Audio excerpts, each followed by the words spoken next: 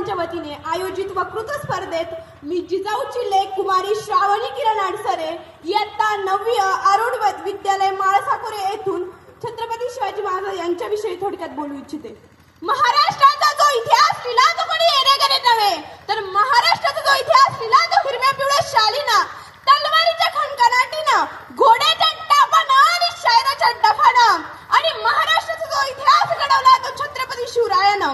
मुद्रा त्या छत्रपती शिवरायाला, रायतेच्या राजाला, ज्याच्या भक्तीला जोड नाही, शौर्याला तोड नाही, जो अथांग आहे सागरा समान, त्याचं छत्र म्हणजे आभाळा समान, जो त्या सूर्याची शान, मराठीपणाचा धगधगता स्वाभिमान, आणि काळीज आहे त्या सह्याद्री, त्याला शंभूचा अभिमान, महाराष्ट्राच्या देवाचं पहिलं स्थान, असं ते प्रौढ प्रताप पुरंदर क्षत्रिय कुलावतंस सिंहासनाधीश्वर राजाधिराज योगीराज श्रीमंत श्री श्री श्री छत्रपती शिवाजी महाराज की, स्वराज्य रक्षक छत्रपती संभाजी महाराज की.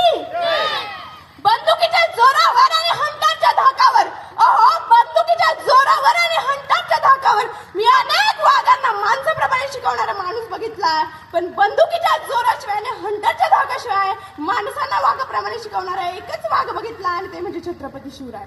आपण ज्या महाराष्ट्रातला तो महाराष्ट्र म्हणजे काय?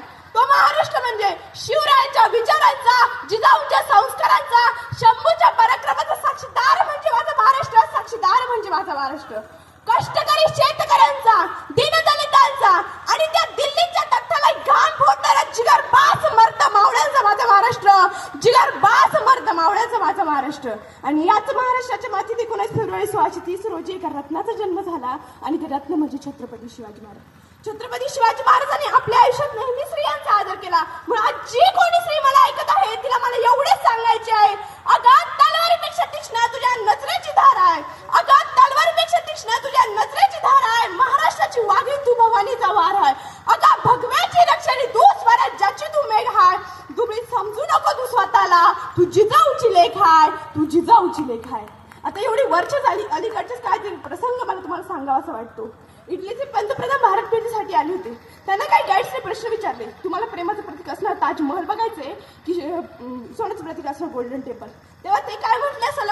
ते म्हटले, मला ते ताजमहलही नको आणि ते गोल्डन टेम्पलही नको, माझ्या ज्या राजाचा इतिहास माझ्या राज्यात शिकवला जातो ना, त्या राजाचा रायगड मला बघायचा आहे. आणि सर्व गाईड्स घेऊन त्यांना रायगडावर गेले.